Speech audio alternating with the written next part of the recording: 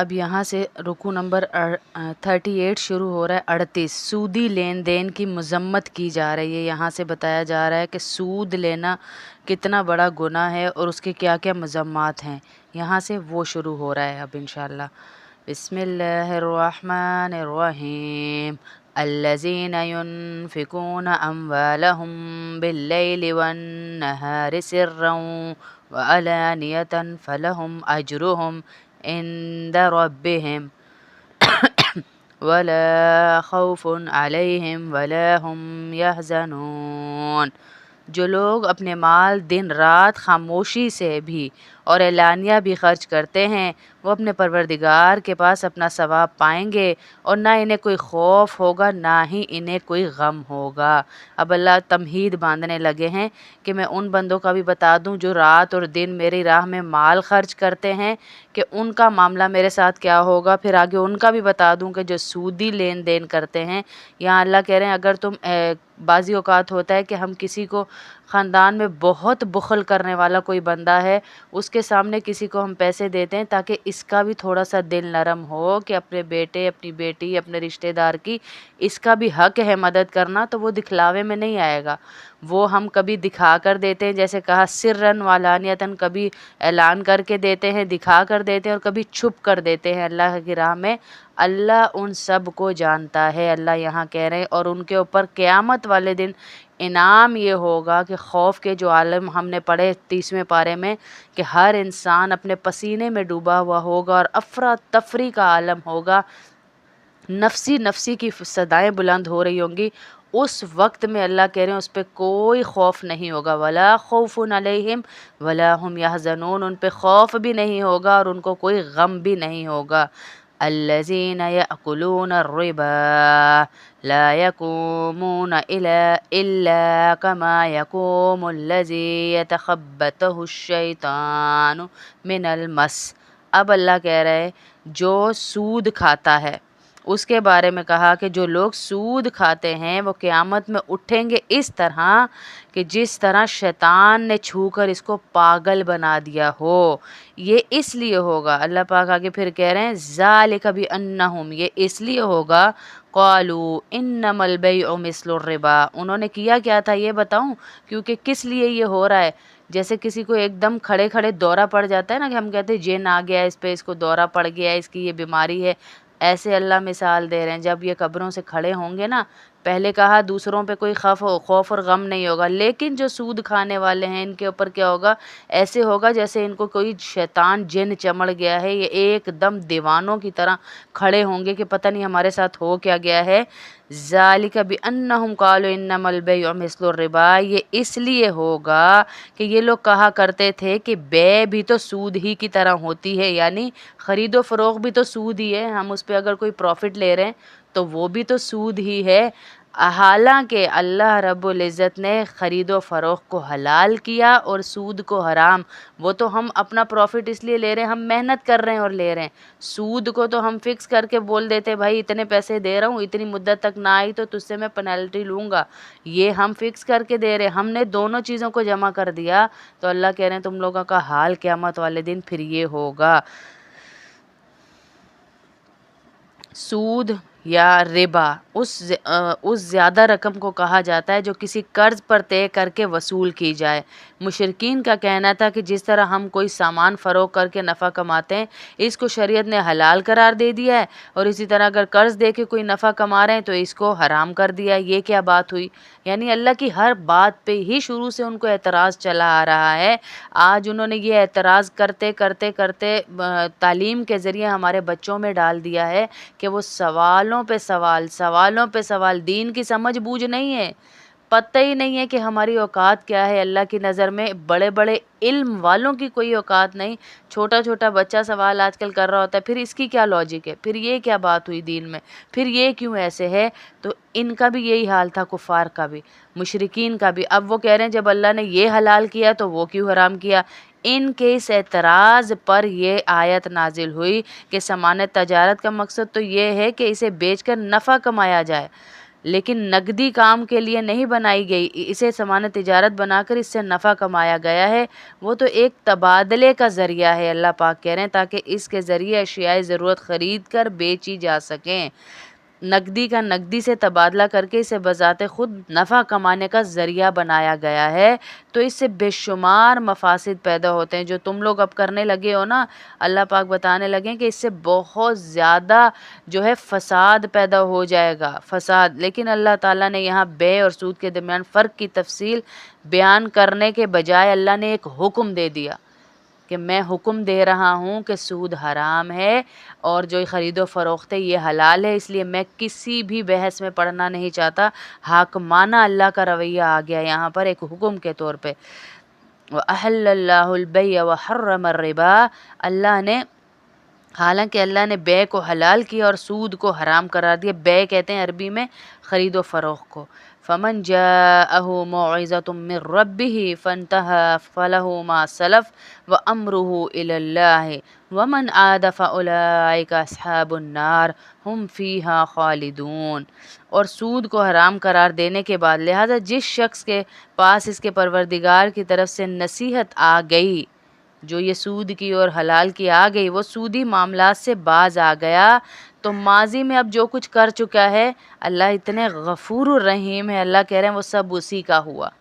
وہ سب اس کی، کوئی اب میں اس سے نہیں کہہ رہا کہ بھائی مجھے آ جاؤ اس کا جو ہے تمہارا آڈٹ شروع ہونے لگا ہے، یہ والا 1 روپیہ الگ کر دو، یہ والے 2 روپے الگ کر دو، یہ وہاں سے سود لیا تھا، یہ وہاں سے سود لیا تھا، تو اللہ پاک کہہ رہے ہیں وہ ماضی والا سب بھلا دو، اب نئے سرے سے توبہ کر کے میری طرف آ جاؤ۔ اور توبہ کس طرح اللہ پاک اس کا بھی ہے مطلب یہ کہ جن لوگوں نے سود کی حرمت نازل ہونے سے پہلے کوئی سود لیا ہے، چونکہ اس وقت سود حرام ہونے کا اعلان نہیں تھا، تو وہ جتنی رقمیں ہیں وہ وصول کی گئی ہیں وہ واپس کرنے کی ضرورت نہیں ہے۔ البتہ اعلان حرمت کے وقت جو سود کسی پر واجب الادا ہو وہ لینا جائز نہیں ہے، جیسا کہ اس آیت میں بتایا گیا ہے۔ اور اس کی باطنی کیفیت کا معاملہ اللہ کے حوالے ہے کہ اس کے دل میں کیا چل رہا ہے کیا نہیں چل رہا۔ ہم جیسے بولتے ہیں نا بھائی اوپر سے اس نے داڑھی رکھ لی ہے، اوپر سے دیندار بن گیا، اندر سے یہ ابھی بھی وہی ہیں، وہ اللہ کہہ رہے ہیں وہ میرا معاملہ ہے، تمہیں میں نے ڈیوٹی نہیں دی ہوئی کہ سب کے دلوں میں گھس کے تم نے دیکھنا ہے یہ کیا کر رہا ہے وہ کیا کر رہا ہے، یہ میں جانوں اور وہ جانے۔ اور جس شخص نے لوٹ کر پھر وہی کام کیا تو ایسے لوگ دوزخی ہیں۔ اب اللہ کہہ رہے ہیں میں اتنا بڑا نظام چلا رہا ہوں، تجھے معاف کر رہا ہوں، تیرے سود کے معاملے ختم کر رہا ہوں، لوگوں کے سامنے یہ بات لا رہا ہوں کہ اس سے کوئی بحث نہ کرے، بس اس کا اور میرا معاملہ ہے، اس نے توبہ کر لی، تو نے اگر لوٹ کر دوبارہ وہی کام کیا تو اللہ کو غصہ آ گیا کہ پھر تو دوزخ میں ہی جائے گا، وہ ہمیشہ اسی میں رہیں گے، ہم فیہا خالدون، ہمیشہ ہمیشہ اسی دوزخ میں یہ سارے کے سارے رہیں گے، ان کو اللہ سخت غصے کی حالت میں وہاں سے نکلنے نہیں دیں گے۔ یمحق اللہ الربا ویربی الصدقات واللہ لا یحب کل کفار اثیم، اور اللہ سود کو مٹاتا ہے اور صدقات کو بڑھاتا ہے۔ اب ہم اپنی عقل پہ آ رہے ہیں، اللہ تو ہماری عقل کے مطابق ہمیں بتا رہا ہے کہ تمہاری عقل کہتی ہے 20 روپے ہیں 10 صدقہ دے دیا تو تمہیں کاؤنٹنگ میں وہ کم لگ رہے ہیں، لیکن تمہیں نہیں پتا کہ میں نے ان کو کتنا بڑھا دیا ہے، میں نے تمہاری ضروریات کو ہی سمیٹ دیا ہے جو 10 روپے میں ہی پوری ہو جائیں گی، اور اس میں سے بھی پیسے بچیں گے، اور پھر میں برکت بھی دوں گا۔ اور بظاہر تمہیں لگ رہا ہے سود کے پیسے آ رہے ہیں تو بھائی مال ڈبل ہوتا جا رہا ہے، لیکن اس میں تمہیں نظر نہیں آ رہا کہ نقصان کتنا ہے تمہارا۔ اللہ سود کو مٹاتا ہے، یہ اللہ کا وعدہ ہے۔ اللہ اب یہاں پر غصے میں بات کر رہے ہیں کہ تم سود کو جتنا بھی دیکھو نا، اس کا انجام، اللہ کے نبی صلی اللہ علیہ وسلم کی حدیث ہے کہ سود کا انجام مفلسی ہے۔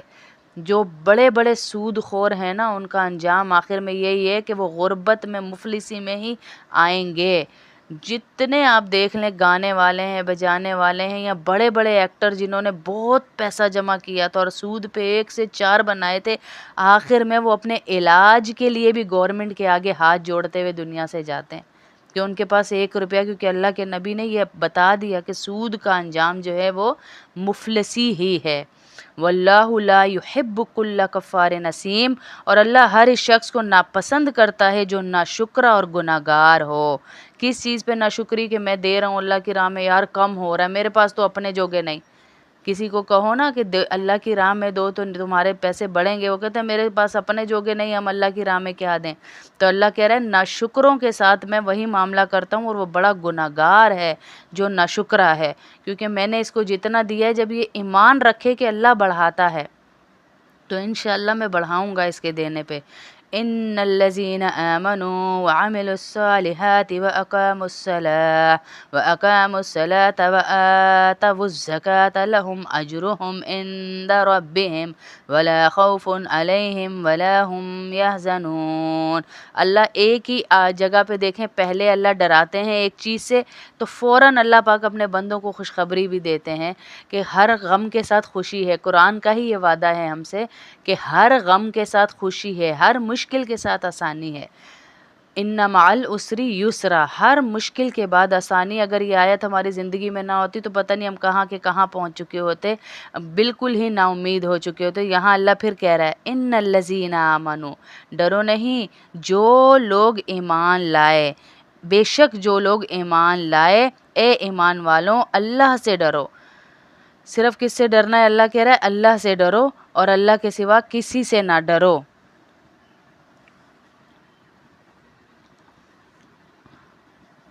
ہاں وہ لوگ جو جی آواز آ رہی ہے آنٹی؟ جی جی کوئی بات نہیں، آ جائے۔ جی جی ٹھیک ہے۔ جی کہاں سے پڑھ رہے تھے ہم؟ ان جی اوپر والے کا ترجمہ یہ ہے کہ ہاں وہ لوگ جو ایمان لائیں، نیک عمل کریں، نماز قائم کریں اور زکوٰۃ ادا کریں، وہ اپنے رب کے پاس اپنے اجر کے مستحق ہوں گے، نہ ان پہ کوئی خوف ہوگا نہ ہی ان کو کوئی غم ہوگا۔ یا ایہا الذین آمنوا اتقوا اللہ وذروا ما بقی من الربا ان کنتم مؤمنین۔ اب اللہ ایک حکم دوبارہ فرما رہے ہیں، اے ایمان والوں، یا ایہا الذین آمنو، اے ایمان والوں اللہ سے ڈرو، اور اگر تم واقعی مومن ہو، اللہ پاک کہہ رہے ان کن تم مؤمنین، تو کیا کرو، سود کا جو بھی حصہ کسی کے ذمہ رہ گیا ہے، کوئی ڈیل کر لی ہے کہ میں اتنے دے کے اتنے اوپر لوں گا، تو اسے کینسل کر دو، اسے چھوڑ دو۔ پھر اللہ آگے کہہ رہے ہیں فَإِن لَّمْ تَفْعَلُوا، اگر تم ایسا نہیں کرو گے، فَأْذَنُوا بِحَرْبٍ مِّنَ اللَّهِ وَرَسُولِهِ، اگر پھر بھی ہرگز اگر تم ایسا نہ کرو گے تو اللہ اور اس کے رسول کی طرف سے جنگ کا اعلان سن لو۔ اللہ کی طرف سے جنگ کا اعلان ہو رہا ہے ان لوگوں کے لیے جو سود کے پیسے کھاتے ہیں، بینکوں میں رکھ جو علماء نے ہمیں گنجائش دے دی، وہ علماء نے اپنا سوال کا جواب خود دینا ہے۔ جیسے میزان میں رکھ رہے ہیں، وہ سود نہیں ہے، وہ ہم فکس کر کے نہیں رکھ رہے، وہ کبھی زیادہ کبھی کم، اور وہ نہ ہم کسی کو ادھار دے رہے ہیں، نہ ان بیچاروں کو پریشان کر رہے ہیں، وہ الگ گنجائشیں نکالی ہیں علماء نے، وہ الگ چیز ہے بالکل۔ لیکن یہ جو سودی معاملات ہیں ان پہ اللہ کہہ رہا ہے اگر تم یہ ختم نہیں کرو گے تو اللہ اور اس کے رسول کی طرف سے جنگ کا اعلان بھی سن لو۔ وَإِن تُبْتُمْ فَلَكُمْ رُؤُوسُ أَمْوَالِكُمْ لَا تَظْلِمُونَ وَلَا تُظْلَمُونَ، اور اگر تم سود سے توبہ کرو تو تمہارا اصل سرمایہ تمہارا حق ہے۔ جو اصل سرمایہ ہے نا، جو تم نے کمایا ہوا ہے، وہ میں نہیں لے رہا واپس، وہ تمہارا ہی حق ہے، وہ تم اپنے پاس ہی رکھو۔ لا تظلمون ولا تظلمون، نہ تم کسی پہ ظلم کرو نہ تم پر ظلم کیا جائے۔ وَإِن كَانَ ذُو عُسْرَةٍ فَنَظِرَةٌ إِلَىٰ مَيْسَرَةٍ، اور اگر کوئی تنگ دست قرضدار ہو تو اس کا ہاتھ کھلنے تک مہلت دینی چاہیے۔ کوئی وہ ہے تنگ دست ہے بیچارہ، اگر آپ نے اس کو کچھ دے ہی دیا ہے تو اس کا جب تک ہاتھ نہ کھلے اسے مہلت دو۔ ضروری نہیں کہ لاسٹ ڈیٹ آ گئی ہے تو آپ اس کے دروازے توڑنا شروع کر دو، آپ اس کے ساتھ گندا معاملہ کرو۔ ایک تو کچھ لوگوں کی عادت ہوتی ہے کہ ہر وقت بس ہر بات کو ہی مذاق میں دے دی تھی ڈیٹ تو بھائی کیا ہو گیا، معاملہ ختم ہو گیا، اب تو میں دے دوں گا جب آئیں گے۔ وہ والے لوگوں کی بات نہیں ہو رہی، وہ لوگ جو بیچارے واقع ہی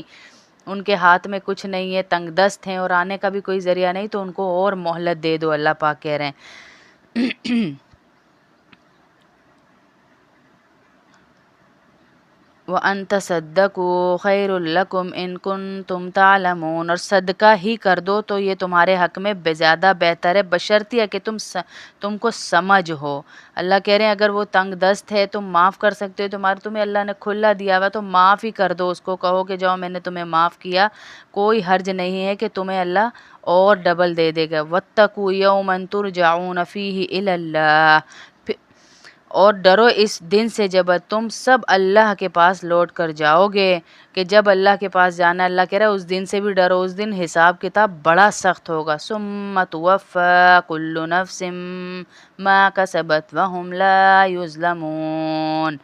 پھر ہر شخص کو جو کچھ اس نے کمایا، یعنی کوئی نیکی کی، کوئی اللہ کی راہ میں ایک دھیلا، یہاں تک اللہ کہہ رہے ہیں کہ تمہاری ذرے برابر نیکی کا بھی میں وہاں پر اجر دوں گا۔ وہ ایک ذرہ چاہے رائی کا دانہ کتنا چھوٹا ہوتا ہے اس کا بھی اجر اللہ ہمیں دیں گے، پورا دیا جائے گا، اور ان پر کوئی ظلم نہیں ہوگا۔ صدق اللہ العظیم۔ بسم اللہ الرحمن الرحیم۔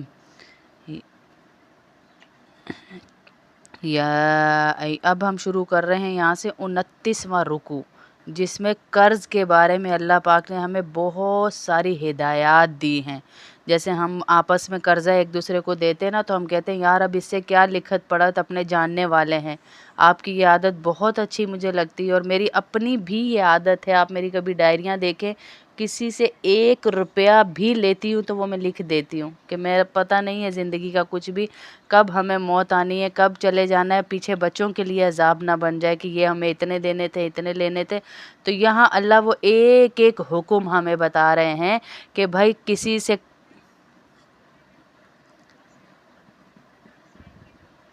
جی ماشاء اللہ ماشاء اللہ، ہاں جی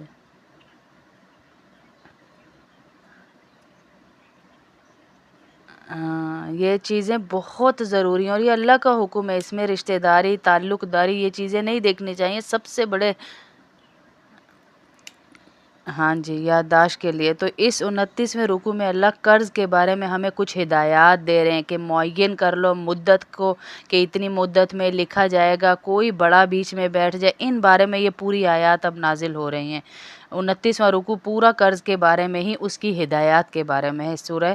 بقرہ کا۔ بسم اللہ الرحمن الرحیم۔ یا ایھا الذین آمنوا اذا تداینتم بدین الی اجل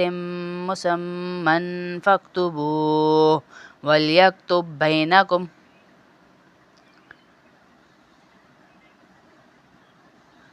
رکوع سے نہیں پڑھنا ہم نے؟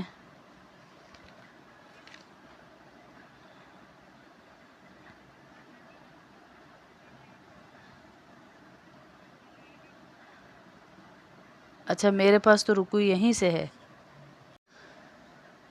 بسم اللہ الرحمن الرحیم۔ یا ایھا الذین آمنوا اذا تداینتم بدین اجل الی اجل مسمی فاکتبوہ ولیکتب بینکم کاتب بالعدل ولا یأب کاتب ان یکتب کما علمہ اللہ فلیکتب ولیملل الذی علیہ الحق وَلْيَتَّقِ اللَّهَ رَبَّهُ وَلَا يَبْخَسْ مِنْهُ شَيْئًا۔ اے ایمان والوں، ایک اور اللہ پاک ہمیں مخاطب کر رہے ہیں، ایک اور دفعہ کوئی بات بتانے لگے ہیں۔ جب تم کسی معین میعاد کے لیے ادھار کا کوئی معاملہ کرو تو اسے لکھ لیا کرو، اور تم میں سے جو شخص لکھنا جانتا ہو انصاف کے ساتھ تحریر لکھے، اور جو شخص لکھنا جانتا ہو لکھنے سے انکار نہ کرے۔ یہ نہ کہے کہ بھائی میں تو آپ کا گارنٹر نہیں بن رہا، میں نہیں لکھ رہا بھائی، کل کو میں پھنس جاؤں گا۔ اگر تم لکھنا جانتے ہو صحیح تو اس کو لکھ لو، اور اس کے بیچ میں آ جاؤ کہ بھائی میرے سامنے لکھا گیا تھا۔ جب اللہ نے اسے یہ علم دیا ہے تو اسے لکھنا چاہیے، اور تحریر وہ شخص لکھوائے جس کے ذمہ حق واجب ہو رہا ہو، اور اسے چاہیے کہ وہ اللہ سے ڈرے جو اس کا پروردگار ہے، اور اس حق میں کوئی کمی بیشی نہ کرے۔ یہ قرآن کریم کی سب سے طویل آیت ہے۔ اس میں سود کی حرمت کے بیان کے بعد ادھار کا بھی بتایا جا رہا ہے کہ ادھار کے خرید و فروخت کے سلسلے میں اہم ہدایات دی جا رہے ہیں، جن کا مقصد یہ ہے کہ تمام معاملے صفائی کے ساتھ حل ہوں، صفائی کے ساتھ ہوں۔ اگر کوئی ادھار کسی کے ذمہ واجب ہے تو اسے تحریر یا لکھ لینی چاہیے، کیونکہ ایک لمحے کا بھی ہمیں نہیں پتہ، جو معاملے کی نوعیت کو واضح کر دیتی ہے تحریر۔ اس تحریر میں پوری بات لاگ لپٹ کے ساتھ بغیر لکھنی چاہیے، اور کسی کا حق مارنے کے لیے تحریر میں کوئی ایسی چیز نہیں لکھنی چاہیے کہ غلط لکھ دے۔ اس لیے کہا گیا جو لکھنا صحیح جانتا ہو، جسے اللہ کا ڈر بھی ہو ساتھ میں کہ میں لکھنے والا ہوں، میں بیچ میں بات کر رہا ہوں، جیسے کچھ وراثت کے احکام ماں لکھوا رہی ہے، باپ لکھوا رہا ہے، یا کچھ لکھوا رہا ہے، یا قرض کی چیزیں لکھوا رہا ہے، تو ان میں اللہ نے ہدایات دی ہمیں کہ بہترین شخص سے لکھواؤ۔ فَإِنْ كَانَ الَّذِي عَلَيْهِ الْحَقُّ سَفِيهًا أَوْ ضَعِيفًا أَوْ لَا يَسْتَطِيعُ أَنْ يُمِلَّ هُوَ فَلْيُمْلِلْ وَلِيُّهُ بِالْعَدْلِ۔ ہاں، اگر وہ شخص جس کے ذمہ حق واجب ہو رہا ہے ناسمجھ یا کمزور ہو، یا کسی اور وجہ سے تحریر نہ لکھوا سکتا ہو، تو اس کا سرپرست انصاف کے ساتھ تحریر لکھوا لے۔ کوئی لوگ ہوتے ہیں کہ جن کو نہیں سمجھ اتنی ہوتی، نہیں پتہ ہوتا کسی چیز کا، تو ان کا جو سرپرست ہے وہ لکھوا لے کہ بھائی میری سرپرستی میں یہ اس کی تحریر لکھی جا رہی ہے۔ فَلْيُمْلِلْ کا مطلب ہے مدت معین کر لو۔ کوئی بڑا بیچ میں بیٹھ کے مدت لکھ دے کہ بھائی اتنی اتنی دنوں میں یہ آپ کے پیسے ریٹرن کر دے گا۔ وَاسْتَشْهِدُوا شَهِيدَيْنِ مِن رِجَالِكُمْ، اور اپنے میں سے 2 مردوں کو گواہ بنا لو، رجالکم 2 مردوں کو گواہ بنا لو۔ فَإِن لَّمْ يَكُونَ رَجُلَيْنِ فَرَجُلٌ وَامْرَأَتَانِ مِمَّن تَرْضَوْنَ مِنَ الشُّهَدَاءِ أَن تَضِلَّ إِحْدَاهُمَا فَتُذَكِّرَ إِحْدَاهُمَا الْأُخْرَىٰ وَلَا یہاں تک پڑھتے ہیں۔ ہاں، اگر وہ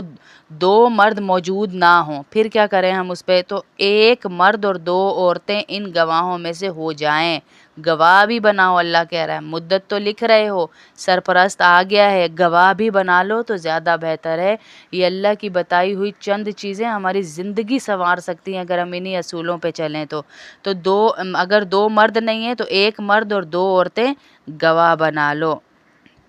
جنہیں تم پسند کرتے ہو، تاکہ ان عورتوں میں سے ایک بھول جائے تو دوسری اسے یاد رکھے، دوسری کو یہ پتہ ہو کہ میں نے کیا کرنا ہے، میں نے بتانا ہے، میں نے گواہی دینی ہے۔ وَلَا يَأْبَ الشُّهَدَاءُ إِذَا مَا دُعُوا وَلَا تَسْأَمُوا أَن تَكْتُبُوهُ صَغِيرًا أَوْ كَبِيرًا إِلَىٰ أَجَلِهِ ذَٰلِكُمْ أَقْسَطُ عِندَ اللَّهِ وَأَقْوَمُ لِلشَّهَادَةِ وَأَدْنَىٰ أَلَّا تَرْتَابُوا إِلَّا أَن تَكُونَ تِجَارَةً حَاضِرَةً تُدِيرُونَهَا بَيْنَكُمْ فَلَيْسَ عَلَيْكُمْ جُنَاحٌ أَلَّا تَكْتُبُوهَا وَأَشْهِدُوا إِذَا تَبَايَعْتُمْ وَلَا يُضَارَّ كَاتِبٌ وَلَا شَهِيدٌ وَإِن تَفْعَلُوا فَإِنَّهُ فُسُوقٌ بِكُمْ وَاتَّقُوا اللَّهَ وَيُعَلِّمُكُمُ اللَّهُ وَاللَّهُ بِكُلِّ شَيْءٍ عَلِيمٌ۔ اب یہاں بتایا جا رہا ہے کہ تم جسے پسند کرتے ہو ان 2 عورتوں کو گواہ بنا لو، تاکہ ایک بھولے تو دوسری کو یاد رہے، اور جب گواہوں کو گواہی دینے کے لیے بلایا جائے تو وہ انکار نہ کرے۔ جیسے پہلے بھی بتایا کہ وہ یہ نہ کہ بھائی ہم نہیں تم لوگوں میں پڑھتے، اگر اس کو پتہ ہے میں انصاف کی بات کروں گا، میں کسی سے نہیں ڈرتا سوائے اللہ کے، تو اسے بیچ میں پڑھنا چاہیے، لکھ لینا چاہیے۔ اور جو معاملہ اپنی میعاد سے وابستہ ہو، چاہے وہ چھوٹا ہو یا بڑا، اسے لکھنے سے اکتاؤ نہیں کہ یار اب میں لکھوں، اب میں کروں، یہ کہاں کی جو وہ ہے، پھر رشتہ داری کہاں گئی، پھر اعتبار ہی نہیں ہے۔ اللہ کہہ رہے ہیں ان حجتوں کو چھوڑ کے معاملے کو لکھ لو۔ یہ بات اللہ کے نزدیک زیادہ انصاف اور گواہی کے درست رکھنے کا بہترین ذریعہ ہے، اور اس بات کی قریبی ضمانت ہے کہ تم آئندہ شک میں نہیں پڑو گے۔ ہاں، اگر تمہارے درمیان کوئی نقد لین دین کا سودا ہو تو اس کو نہ لکھنے میں بھی تمہارے لیے کوئی حرج نہیں۔ جیسے ہم نقد لے رہے ہیں، کہیں پہ ٹرانزیکشن ہے، کیش ٹرانزیکشن ہے، تو کوئی حرج نہیں کہ اس وقت نہ بھی لکھو، کیونکہ تم نے کیش لے لیا، اس نے دے دیا، بات ختم ہو گئی۔ لیکن جہاں پر یہ قرض کا معاملہ ہے قرض والے کا جنازہ بھی اللہ کے نبی نے نہیں پڑھایا، اس لیے اتنی طویل طویل آیتیں آئی ہیں۔ یہ جو چند عورتیں ہم نے دیکھی ہیں اپنے منہ کے مزے کے لیے، کبھی ادھر سے مانگ کبھی ادھر سے مانگ، شادی آئی ہے تو مہندی کے لیے کبھی ادھر سے مانگ کبھی ادھر سے مانگ کے بس وقت نکل جائے میرا، بلا وجہ قرضہ لینے سے بھی منع فرمایا ہے۔ تو اللہ کے نبی صلی اللہ علیہ وسلم کے پاس ایک جنازہ آیا، اللہ کے نبی صلی اللہ علیہ وسلم نے پوچھا کہیں اس کے اوپر قرض تو نہیں ہے؟ صحابہ نے خود ہی بتا دیا کہ یہ قرض دار ہے، تو اللہ کے نبی نے کہا کچھ چھوڑ کر گیا ہے وراثت میں کہ اس کا قرض ادا کیا جائے؟ اللہ کے نبی نے کہا جی چھوڑ کر گیا ہے، اس کے ورثہ ادا کریں گے قرض۔ تو اللہ کے نبی نے جنازہ پڑھایا۔ کچھ عرصے بعد دوبارہ جنازہ آیا، اب صحابہ کو تنبیہ تھی کہ اللہ کے نبی بڑا فکر کرتے ہیں قرض دار کی جنازے کی۔ پھر صحابہ نے خود ہی کہا اللہ کے نبی قرض دار ہے، کہا کچھ چھوڑ کے گیا ہے؟ نہیں کچھ بھی نہیں چھوڑ کے گیا، لیکن ہم اس کا قرضہ ادا کر دیں گے۔ صحابہ گارنٹر بنے تو اللہ کے نبی صلی اللہ علیہ وسلم نے اس کا نماز جنازہ پڑھایا۔ پھر اس کے بعد تیسری دفعہ کچھ عرصے بعد جنازہ آیا تو اللہ کے نبی صلی اللہ علیہ وسلم کو کہا گیا قرض دار ہے، چھوڑ کر بھی کچھ نہیں گیا اور ورثہ بھی نہیں ہے، اور صحابہ بھی اس وقت غربت غریب ہیں، کون ادا کرے گا اس کا قرض؟ تو اللہ کے نبی غفور الرحیم ہونے کے باوجود جو کفار کے لیے اپنی چادریں دے دیتے تھے کہ ان کے رکھ دو ان کی قبر میں شاید اللہ کو ترس آ جائے اور اللہ معاف کر دیں، انہوں نے منع فرما دیا کہ میں قرض دار کا جنازہ نہیں پڑھوں گا۔ اس لیے بلا وجہ قرض لینے سے بھی منع فرمایا گیا، جو آج ہم سارے چھوٹے چھوٹے معاملوں پہ لے لیتے ہیں۔ اس معاملے پہ لے لیا قرض، اس معاملے پہ لے لیا قرض، چلو کوئی نہیں ابھی گرمی ہے گزارے کر لو، قرض لے لو بعد میں ادا کر دیں، کوئی نہیں عید ہے گزارا کر لو۔ ابھی یہ 14 اگست پہ ہی آپ کراچی کا حال دیکھ لیں، غربت کے باوجود ہر بچہ 14 اگست کے کپڑے پہن کے گھوم رہا تھا، صرف ہمارے بچوں نے نہیں پہنے تھے تو لوگ انہیں دیوانہ سمجھ رہے تھے کہ پتہ نہیں ان کو ہوا کیا ہے، کہ انہوں نے کپڑے کیوں نہیں پہنے۔ دنیا کا غریب سے غریب، حتیٰ کہ جو ماسی قرآن پڑھنے آتی ہے اس نے بھی بینڈ تک بھی 14 اگست کا پہنا ہوا تھا، تو یقیناً کہیں نہ کہیں سے مانگ کے ادھار یا قرض پہ ہی لیا، تو یہاں حرمت بتائی جا رہی ہے کہ قرض کو اتنا چھوٹا نہ سمجھو، بھوکے مر جاؤ پر قرض نہ لو، کیونکہ اللہ کے نبی نے اتنی اس کی بتائی اور کہا کہ اتنا اب ہمیں کریڈٹ کارڈ میں پھنسا دیا گیا ہے کہ پیسے میری جیب میں لاکھ روپے آئے پر شاپنگ ہم لوگ کر رہے ہیں 4 لاکھ کی، پھنستے جا رہے ہیں پھنستے جا رہے ہیں پھنستے جا رہے ہیں۔ اللہ کے نبی صلی اللہ علیہ وسلم کی یہاں حدیثیں کوڈ کر رہی ہوں اس لیے کہ یہ بڑی طویل اور آیت ہے، اور یہاں پر قرض کے بارے میں جب اتنی لمبی اللہ پورا اسٹوری چلا رہے، 2 گواہ 1 گواہ لکھنے والا لکھا جائے تو یقیناً یہ معاملہ بڑا گھمبیر ہے۔ اللہ کے نبی صلی اللہ علیہ وسلم نے کہا کہ شہید جب کوئی ہوتا ہے اس کے سارے گناہ معاف کر دیے جاتے ہیں سوائے قرض کے، اس کا قرض نہیں معاف ہوتا جب تک کہ کوئی اس کا قرض ادا نہ کر دے۔ شہادت کتنا بڑا رتبہ ہے، اور اللہ کے نبی صلی اللہ علیہ وسلم نے کہا کہ کوئی شہید ہوا پھر اللہ اسے زندہ کرے، پھر شہید ہو پھر زندہ کرے، 3 دفعہ شہید ہو اور زندہ ہو، یعنی اتنی فضیلتیں درجے اسے مل رہے ہیں، لیکن اس پر 1 روپیہ بھی قرض ہے تو اس کو اس کی شہادت کا اجر نہیں ملے گا، اس کا قرض معاف نہیں ہوگا۔ اتنی سخت وعیدیں ہیں اس کے اوپر، اور ہم کتنا نارمل لے کے چلتے ہیں، لے لو یار قرض کوئی بس مسئلہ نہیں ہے دے دیں گے، وقت تو گزر جائے۔ وقت آپ تھوڑی سی غربت سے تھوڑی سی بھوک سے بھی گزار سکتے ہیں اگر آپ کو پتہ ہو کہ قرض کی کتنی اللہ رب العزت نے اس میں لکھی ہوئی ہے کہ کتنا گندی چیز ہے قرض ضرورت کے بغیر لینا۔ وَإِن كُنتُمْ عَلَى سَفَرٍ وَلَمْ تَجِدُوا كَاتِبًا فَرِحَانٌ مَقْبُوضَةٌ، اور اللہ اب آگے بتا رہے ہیں اگر تم سفر میں ہو اور تمہیں کوئی لکھنے والا نہ ملے تو ادائیگی کی ضمانت کے طور پہ رہن قبضے میں رکھ لیے جائیں، کوئی یعنی چیز بھی رکھوا سکتے ہو۔ اگر تم سفر میں ہو، اب ظاہر ہے وہاں تو تمہیں جانتے ہی کوئی نہیں، تو تمہاری گارنٹی کون دے گا، لکھے گا کون کہ بھائی میں اس کی طرف سے لکھ لیتا ہوں، اچھا آپ قرض دے دیں اس کو۔ تو وہاں پر کہا جا رہا ہے کہ تم کوئی بھی چیز تمہارے پاس ایسی ہے، آج کل کے دور کے موبائل ہے یا کوئی گھڑی ہے یا کوئی قیمتی چیز ہے جو تم رہن دے دو اور کہو مجھے دے دیں، یہ قرض دے دیں تاکہ میں جو ہے اپنا معاملہ پورا کر لوں، کوئی بھی جو پیش آیا ہے تو وہ بھی جائز ہے۔ فَإِنْ أَمِنَ بَعْضُكُمْ بَعْضًا فَلْيُؤَدِّ الَّذِي اؤْتُمِنَ أَمَانَتَهُ وَلْيَتَّقِ اللَّهَ رَبَّهُ۔ ہاں، اگر تم ایک دوسرے پر بھروسہ کرو، جس پر بھروسہ کیا گیا ہے وہ اپنی امانت ٹھیک ٹھیک ادا کرے اور اللہ سے ڈرے جو اس کا پروردگار ہے۔ اللہ کہہ رہے رہن اگر کوئی چیز بیچارے کے پاس نہیں بھی ہے تو اس پر بھروسہ آپس میں ایک دوسرے پر کر لو، یہ بھی تمہارے لیے ٹھیک ہے، اور اللہ سے ڈرو، اللہ بے شک معاف کرنے والا ہے۔ وَلَا تَكْتُمُوا الشَّهَادَةَ، اور گواہی کو نہ چھپاؤ۔